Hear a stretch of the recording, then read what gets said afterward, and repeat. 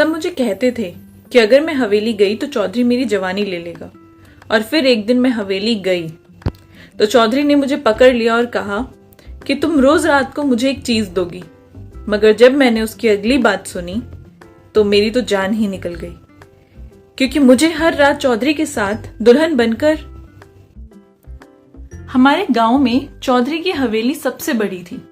हमेशा से ही मुझे हवेली को अंदर से देखने का बहुत शौक था, मगर माँ ने मुझे वहां जाने से सख्ती से मना कर रखा था। हमेशा कहती थी कि तू बहुत खूबसूरत है, अगर गलती से भी चौधरी की नजर तुझ पर पड़ी तो वो तेरी जवानी ले लेगा। मुझे माँ की ये बातें कभी समझ ही नहीं आती थी।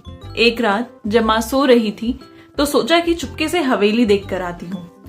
वहां गई तो देखा अंदर बाग पर फल लगे थे। सोचा जल्दी से तोड़ लेती हूँ माँ के लिए। पर जैसे ही अंदर पहुंची तो वहां के एक नौकर ने मुझे पकड़ लिया और कहने लगा कि अभी तुझे चौधरी साहब के पास लेके चलता हूँ। मैं तो खुश हो गई क्योंकि मुझे उनसे मिलना था। सोचा वो कोई सजीला सा जवान होगा।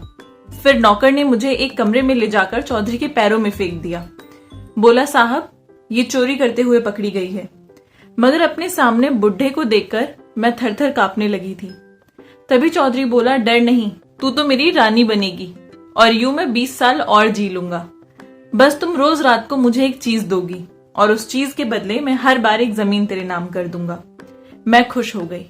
मैंने चौधरी को कहा मुझे मंजूर है। मगर जब मैंने उसकी अगली बात सुनी तो मानो मेरी जान ही निकल गई, क्योंकि मुझे हर रात चौधरी के साथ दुल्हन बनकर।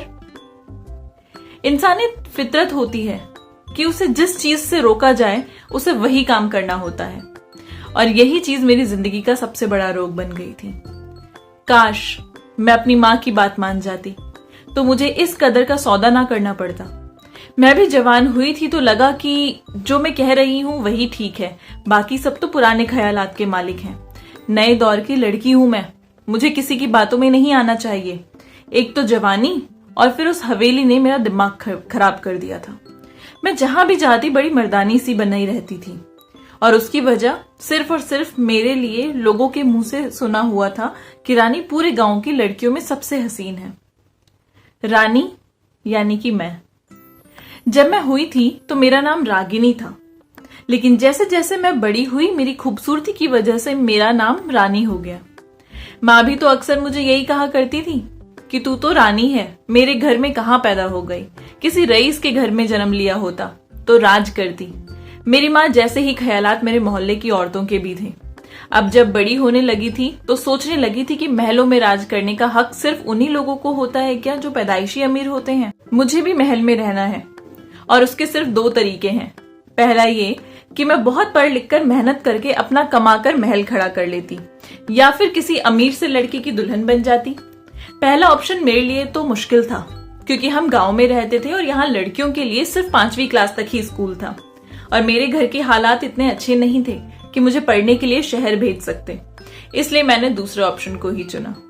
मैंने हमेशा से ही अपने आप को बहुत ज्यादा तवज्जो दी थी। मेरे गांव के सब लड़के मुझसे बात करना चाहते थे। जवान तो मैं हो ही गई थी और अब तो मेरे लिए रिश्ते भी आने लगे थे। जब भी कोई रिश्ता आता तो मुझे जरा सी भी खुशी नहीं होती थी। मैं तो किसी महल की रानी बनने के सपने सजा के बैठी हुई थी, और ये बात मेरी माँ जानती थी। इसलिए वो मेरे लिए आने वाले हर रिश्ते को इनकार कर दिया करती थी, और ये सिलसिला पूरा 1 साल तक चलता रहा। एक दिन माँ मेरे पास आकर बैठी और कहने लगी, रानी हम गांव के गरीब लोग हैं, यहाँ ज्यादातर लोग हमारे जैसे ही हैं। मैं मानती हूँ कि तुम लाखों में एक हो, तुम्हारे हुस्न का कोई मुकाबला नहीं है। मुझे इसी बात की आस लगी थी कि शायद तुम्हारे लिए कोई ना कोई राजा तो आ ही जाएगा, पर अब 1 साल गुजर गया है और ऐसा हुआ नहीं है। इसलिए अच्छा है कि भगवान पर भरोसा करके अपना घर बसा लो, फिर जो तेरे मुकद्दर में होगा तुझे मिल ही जाएगा। मम्मी की बातें सुनकर मुझे बहुत दुख हुआ। मैंने माँ से कहा कि हमारे पूरे गांव में कोई एक भी ऐसा घराना नहीं है क्या जो बहुत अमीर हो और महलों में रहता हो। माँ ने कहा कि यहाँ सिर्फ चौधरी महेंद्र हैं जो कोठी में रहते हैं, लेकिन उनके बारे में सोचना भी नहीं, वो तेरी सारी जवानी ले लेगा। बेहतर होगा कि तू बस खुद को शादी के लिए राजी कर ले। मैंने सर हिला दिया तो माँ मेरे पास से चली गई। अब मेरी आंखों के सामने वो बड़ी सी सफेद पेंट वाली कोठी घूम रही थी जो हमारे गांव के चौधरी की थी। मैंने उस कोठी को बहुत बार बाहर से देखा हुआ था। मेरा मन उसमें जाने का बहुत था, मगर हम लड़कियों को शुरू से ही डराया गया था कि उस महल जैसे दिखने वाली कोठी में जिन्न रहता है। कहने वालों ने तो उसे भूत बंगले का भी नाम दिया हुआ था। मैं और मेरी दोस्त उस महल वाले रास्ते से गुजरकर स्कूल जाया करते थे। तब हमें मोहल्ले के सभी लोग समझाया करते थे कि हवेली बाहर से जितनी खूबसूरत नजर आती है, अंदर से उतनी ही भयानक है। इस कोठी में लड़कियों को गायब कर देने वाला जिन या भूत रहते हैं। तब मैं छोटी थी तो लोगों की बातों में आ गई थी, इसलिए उस सड़क से हमेशा मुंह ढककर और बिना रुके नजरें झुकाकर बस आगे बढ़ जाया करती थी। मुझे हमेशा लगता था कि इस हवेली को बदनाम किया गया है। अब तो मुझे इसकी तह तक जाना था। इसलिए सर पर दुपट्टा ओढ़ के मैंने माँ से कहा, माँ मैं अपनी सहेली के घर जा रही हूँ। माँ सब्जी काट रही थी। एक नजर मुझ पर डाली और बोली, हाँ जा रानी, अपने ख्वाबों की रात पर अपने दोस्त के संग मातम करा और जितनी जल्दी हो सके समझ जा कि तेरे लिए कोई शहजादा नहीं आएगा। मैंने सिर हिला दिया और घर से बाहर निकल गई। मैं अपनी सहेली निशा के घर जा रही थी, जो मेरी बचपन की दोस्त थी, और उसकी बड़ी बहन बहुत ही बदनसीब थी। वो 35 साल की हो गई थी और अब तक अपने पापा के घर में ही बैठी थी। जब मैं और निशा छोटे थे तो यही सोचा करते थे कि जब दीदी की शादी होगी तो हम बहुत सारी तैयारी करेंगे। लेकिन अब शादी होने वाली तो थी नहीं, और उसकी वजह थी हवेली का भूत। किसी ने हमें बताया था कि दीदी पर हवेली में बसने वाले भूत ने साया कर लिया है, इसी वजह से उनकी शादी नहीं होगी। मैं जैसे ही निशा के घर पहुंची तो दीदी कुर्सी पर उदास होकर बैठी थी। मुझे देखकर उनके चेहरे पर मुस्कुराहट आ गई थी। मैंने उनसे पूछा, निशा कहाँ है दीदी? मैं उसे मिलने आई थी। दीदी ने कहा, वो अभी नहीं है, कहीं बाहर गई है, आओ बैठ जाओ। जब माँ और निशा आ जाएंगे तो उनके साथ ही घर चली जाना। तुम जवान हो और बेहद हसीन भी, यूं अकेले बाहर मत निकला करो। मैंने सोचा कि वाह रे रानी, मौका तो बहुत अच्छा है, आज इसी वक्त दीदी से हवेली वाले भूत के बारे में सब जान लेती हूँ। मैं अभी भी दरवाजे पर खड़ी थी, इसलिए बोली नहीं। दीदी मैं फिर आ जाऊंगी। दरअसल मैं जरा चौधरी की कोठी देखने जा रही थी। माँ को तो ये बोल के आई थी कि निशा के घर जा रही हूँ, अब वो तो है नहीं तो मैं अकेले ही अपनी ख्वाहिश पूरी कराती हूँ। माँ को पता भी नहीं चलेगा कि मैं कहाँ गई थी। दीदी अब मुझे गुस्से वाली नजरों से देख रही थी और फिर उन्होंने मेरा हाथ पकड़कर मुझे घर के अंदर खींच लिया और दरवाजे को कुंडी लगाकर मुझे साइड में पड़ी चारपाई पर लाकर पटक दिया और गुस्से से बोली, अगर तुम्हारी जगह अभी निशा होती तो मैंने थप्पड़ मार मार कर उसका बुरा हाल कर देना था। मगर मैं तुम्हें सिर्फ वार्निंग दे रही हूँ कि आज के बाद अपने मुंह से ऐसे शब्द कभी मत निकालना। अगर मैंने ऐसा वैसा कुछ सुना तो फिर मैं हाथ उठाने से भी बाज नहीं आऊंगी। तुम आज के बाद उस हवेली में जाने के बारे में सोचना भी नहीं। क्या तुम नहीं जानती कि मेरे साथ की तमाम लड़कियां अपने घरों में अपने बच्चों के साथ खुशियों भरी जिंदगी जी रही हैं और मैं यहाँ तन्हाई काट रही हूँ, और ये सब उस भयानक हवेली के चौधरी की वजह से हुआ है। मैंने कहा कि दीदी हवेली में ऐसा भी क्या है, सब लोग हवेली के बारे में झूठ बोलते हैं। अब अगर आप मुझे वही बचपन वाला किस्सा सुनाएंगी कि जिन होते हैं या भूत होते हैं तो मैं आपकी बात पर यकीन नहीं करने वाली हूँ। वो कहने लगी, कुछ लोग भी भूतों की तरह ही होते हैं। मेरी जिंदगी तबाह करने वाला भी एक भूत इंसान था। ये चौधरी वही भूत है। हुस्न उसकी कमजोरी है। उसकी नजर जिस हसीन लड़की पर भी पड़ जाए तो फिर उसको अपना बनाने की कोशिश करता है और वो उन लड़कियों की जिंदगियां तबाह कर देता है। मेरी बदकिस्मती थी कि मैं खूबसूरत होने के साथ साथ इस घर की बड़ी बेटी भी थी। पुरानी बात है, पापा गांव से बाहर गए हुए थे। उन दिनों बहुत तेज बारिश हो रही थी। माँ बेचारी सारा दिन बारिश में काम करती रही और उनकी तबीयत बहुत खराब हो गई। उस समय निशा भी छोटी थी और घर की बड़ी बेटी होने के नाते मैंने पूरा घर संभाला और माँ को भी। शाम के वक्त मैं गांव के कुएं से अकेले ही पानी लेने के लिए निकली। मैं अपनी ही परेशानी में घिरी हुई थी। आसपास किसी भी चीज का होश ही नहीं था मुझे। क्या पता था कि गांव के चौधरी की नजर मुझ पर पड़ गई है और वो एक ही नजर में मुझ पर फिदा हो गया था। उसने अपनी बड़ी सी गाड़ी लाकर मेरे सामने रोक दी और कहने लगा, चलो मेरे साथ, मैं तुम्हें घर तक छोड़ आता हूँ। क्योंकि मैंने चौधरी के बारे में पहले से ही बहुत कुछ सुन रखा था, इसलिए मैं डर गई। मैंने कहा, जी चौधरी साहब मुझे माफ करें, मैं खुद ही चली जाऊंगी। बस फिर क्या था, ये बात चौधरी को नागवार गुजरी थी और उसने मुझे जबरदस्ती अपनी गाड़ी में डाला और हवेली ले गया। मुझे उम्मीद थी कि वो बहुत जल्दी मुझे छोड़ देगा, पर उसने मुझे हवेली में पूरे 1 साल तक रखा। 1 साल मुझ पर बहुत भारी था। मैं हर वक्त वहां से भाग निकलने के मंसूबे बनाती रहती थी। एक दिन मौका देखकर मैं फरार हो गई और घर वापस आ गई। मेरे घर वाले मुझे देखकर बहुत रोए थे उस दिन। मैंने भी उन्हें बताया कि कैसे मैंने वहां 1 साल गुजारा। अब हम सभी सोच सोच कर परेशान रहते थे कि चौधरी फिर से कहीं मुझे अपने साथ न ले जाए। फिर पता चला कि चौधरी जानता है कि मैं अपने घर में हूं, मगर वो मुझे लेने नहीं आएगा। उसने कहा है कि हमारे यही उसूल है कि एक बार जो यहां से चली जाए वो वापस यहां नहीं आ सकती। उस दिन हमारी सांस में सांस आई, मगर हवेली से निकल जाने के बाद मुझे किसी ने भी नहीं अपनाया। मैं तो हक्की बक्की सी वहां खड़ी ही रह गई।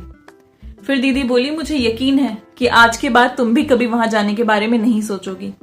कुछ देर बाद मैं अपने घर वापस आ गई। अब तो दीदी की बातें मेरे दिमाग में घूम रही थी। वो कहते हैं ना कि कभी खुद को बहुत ज्यादा समझदार भी नहीं समझना चाहिए, पर मैं तो समझती ही थी। उस दिन मैं इस नतीजे पर पहुंची कि शायद गांव का चौधरी दिलो जान से दीदी पर फिदा हो गया और उन्होंने ही बेवकूफी दिखाई। और वैसे भी जिन लड़कियों का मन अपने माँ बाप के पास ही लगा रहता है वो कम ही अपना घर बसा पाती हैं। और फिर वो खुद ही तो कह रही थी कि मैं पूरा साल वहां से निकलने के बारे में सोच रही थी।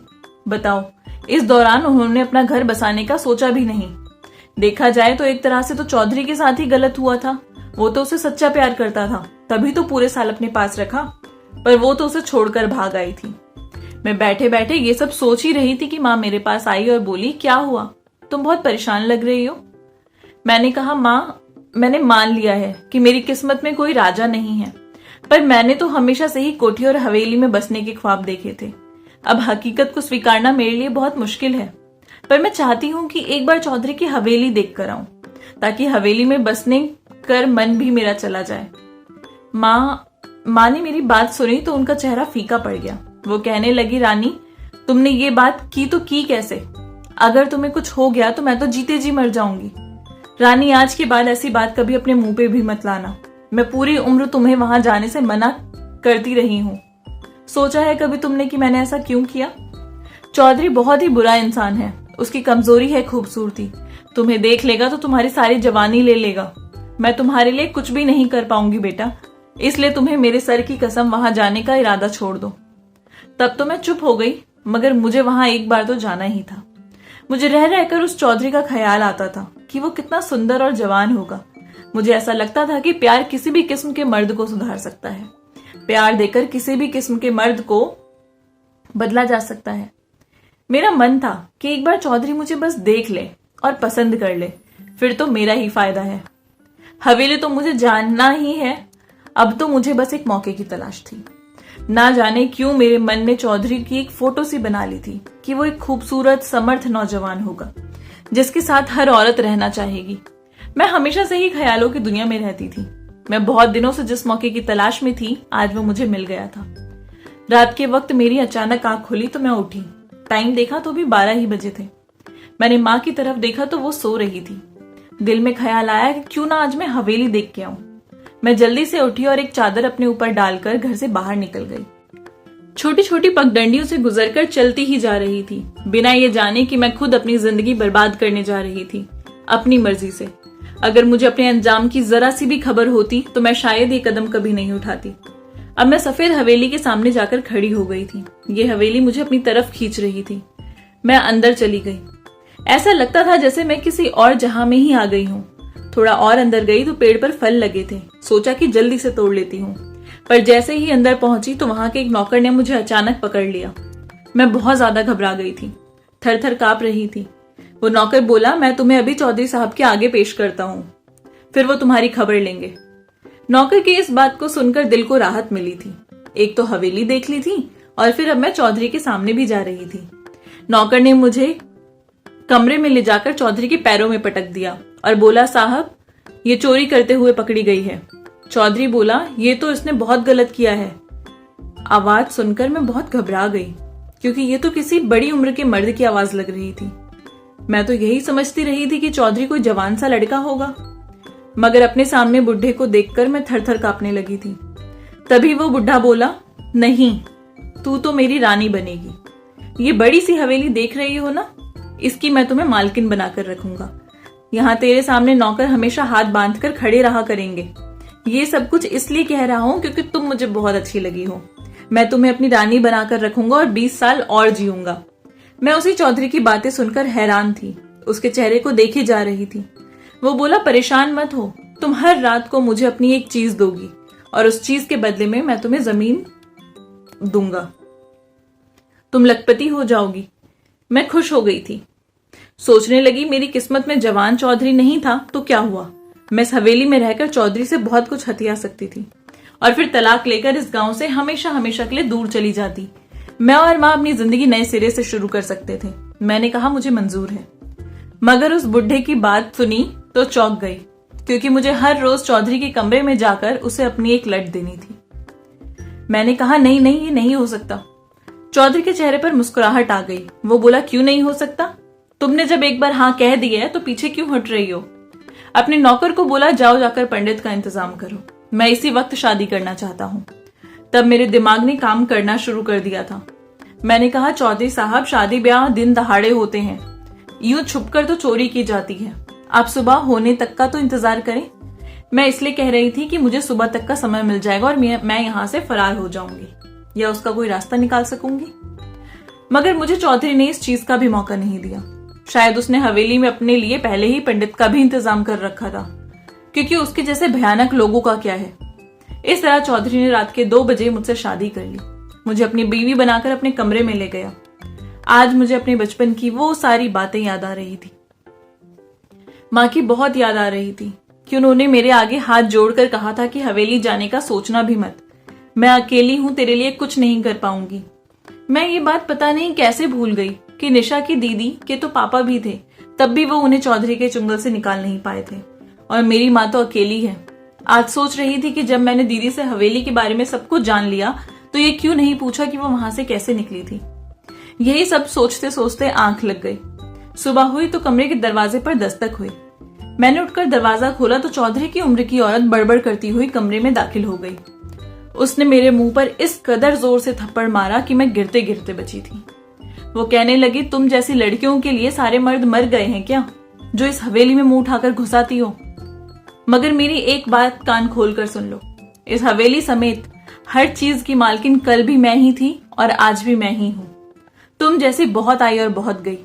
मैं इस हवेली की चौधराइन हूं और मेरा मर्तबा और मकान मुझसे कोई नहीं छीन सकता। मैं रोने लगी थी और हाथ जोड़कर बोली मैं आपसे कोई मुकाबला नहीं करने आई थी, मैं तो बस एक खूबसूरत सी हवेली देखने आई थी। मगर मुझे इस बात का अंदाजा कहाँ था कि मेरे साथ ये सब कुछ हो जाएगा। मैं आपके आगे हाथ जोड़ती हूँ, मेरी मदद करें और किसी न किसी तरह मुझे मेरे घर भेज दें, मैं यहाँ जिंदा नहीं रह पाऊंगी। चौधराइन मुझे गुस्से से देखकर बोली तुमने कभी आईना नहीं देखा था क्या, तुम कितनी हसीन हो, या फिर तुमने कभी चौधरी के किस्से नहीं सुने थे जो आधी रात को मुंह उठाकर मेरी हवेली में घुस आई। मैंने कहा मुझसे बहुत बड़ी गलती हो गई है और अब आप मेरी मदद करें, मैं यहाँ से निकलना चाहती हूँ, मैं तुम्हारे लिए कुछ नहीं कर पाऊंगी। अब जब तक चौधरी तुमसे तुम्हारी जवानी नहीं ले लेगा तुम यहाँ से नहीं निकल पाओगी। वो ये बोलकर वापस चली गई। अब मेरा जीने का भी दिल नहीं करता था। मैं अपने मरने की कामना तो करना चाहती थी, मगर जब माँ का ख्याल आता तो जुबान पर ताला लग जाया करता था। मैं अपनी बीमार माँ को अपनी जवान बेटी के मरने का गम नहीं दिखा सकती थी। अब हर रात चौधरी मुझसे मेरी कोई भी चीज ले लेता और बदले में मुझसे कहता कि मैंने अपनी सबसे अच्छी जमीन तुम्हारे नाम कर दी है। मैं चुपचाप सुनती जा रही थी। मुझे इस हवेली में आए हुए 2 महीने बीत गए थे। मैं हरदम यहाँ से फरार होने की कोशिश किया करती थी, क्योंकि मेरा यहाँ बिल्कुल मन नहीं लगता था। मैं ये सिर्फ नाम की छोटी चौधराइन थी, मगर यहाँ मुझसे कोई भी बात करना तक भी पसंद नहीं करता था। यहाँ तक कि यहाँ के नौकर तक मुझे मुंह नहीं लगाते थे। बस चौधरी को ही मेरी जरूरत पड़ती थी, और वो भी सिर्फ रात के वक्त। जैसे ही सुबह होती उस चौधरी के लिए भी मैं एक बेकार सी चीज बन जाया करती थी। आज मेरा दिल कमरे में बहुत ज्यादा घबरा रहा था, इसलिए मैंने सोचा कि जिस हवेली के लालच में मैंने अपनी जिंदगी बर्बाद कर डाली, उससे कमरे से बाहर निकलकर देख लेना चाहिए। इसलिए मैं बाहर घूमने लगी और तभी मेरी नजर हॉल में काम कर रही मेरी माँ की सहेली पर पड़ी। वो हमारे मोहल्ले में ही रहती थी। मैं उनके पास गई और बोली कि मेरे कमरे की सफाई कर दो। मैंने ऐसा इसलिए कहा ताकि किसी को भी हम दोनों पर शक ना हो। जैसे ही वो मेरे कमरे में आई, मैंने उनके आगे हाथ जोड़कर कहा कि भगवान के लिए मेरी मदद करो, मुझे इस हवेली से बाहर निकाल दो। तब वो कहने लगी हवेली के पिछले हिस्से में बने पार्क से तुम भाग सकती हो, इसके अलावा मैं तुम्हारी कोई मदद नहीं कर सकती। मैंने उनकी इस बात को गांठ बांध लिया था। मैं सोचने लगी कि रात के वक्त तो हवेली का पहरा बहुत सख्त हो जाता है और फिर चौधरी भी मुझे बुला लेता है। यहां से निकलने का बेहतरीन वक्त यही है। ये ख्याल आते ही मुझ में बिजली सी दौड़ गई थी। मैंने वो सारे जेवर उठाए जो चौधरी ने मुझे दिए थे और चलते चलते बाग के पास चली गई। वहां कोई भी नहीं था, ना ही किसी को मुझ पर शक पड़ा था। मैं बड़े ही आराम से वहां से भाग गई थी। अभी शाम भी नहीं हुई थी। माँ ने मुझे देखा तो दंग रह गई, गले लगकर फूट फूट कर रोने लगी। मैंने एक झटके से उनको खुद से अलग किया और कहा, माँ अभी रोने का वक्त नहीं है, चलिए मेरे साथ। हम दोनों माँ बेटी बस अड्डे पहुंच गए। मैं हमेशा हमेशा के लिए गांव से भाग गई थी। माँ ने मुझसे पूछा कि उस हवेली में तुम पर क्या गुजरी, तो मैं उनके सामने अपने सर पे रखे दुपट्टे को हटाकर खड़ी हो गई। वो मेरे आधे मुंडे हुए सर को देखकर हैरान होकर बोली, ये सब क्या है? तब मैंने माँ को बताया कि रोज रात को चौधरी मुझे एक कमरे में ले जाता और मेरे बालों की लट काटकर आग में डाल देता और फिर सारी रात मुझे दुल्हन के रूप में अपने सामने बिठाए रखता और कहता कि इस तरह वो जवान हो जाएगा, मैं तुमसे तुम्हारी जवानी ले लूंगा। मुझे तो चौधरी की बातें समझ ही नहीं आती थी, पर उसने कभी मुझे हाथ नहीं लगाया था। वो बस मेरे बालों का दुश्मन था। माँ ने मेरी बात सुनी तो रोने लगी और बोली, भगवान का लाख लाख शुक्र है कि उसने तुम्हें छुआ नहीं, बस तुम्हारे बालों को हाथ लगाया। बालों का क्या है, फिर आ जाएंगे। अब मैंने हवेली से लिया हुआ सोना बेच दिया था और एक अच्छी जिंदगी गुजारने लगी थी। मगर मुझे आज भी हवेली का भूत यानी चौधरी सपने में आकर डराता था। ना जाने वो मुझसे क्या चाहता था। मैं हवेली में जाकर चौधरी से तलाक तो नहीं ले सकती थी, तो अब क्या सारी जिंदगी उसके नाम के सहारे गुजारती या दूसरी शादी कर लेती? कुछ समझ नहीं आ रहा था। आपको क्या लगता है? नीचे कमेंट सेक्शन में जरूर बताइए। आई होप आपको ये कहानी पसंद आई होगी। अगर अच्छी लगी है तो चैनल को प्लीज सब्सक्राइब कर दीजिए, लाइक कर दीजिए और अपने प्यारे से कमेंट नीचे ड्रॉप कर दीजिए। मिलूंगी आपसे नई कहानी के साथ, तब तक के लिए बाय बाय।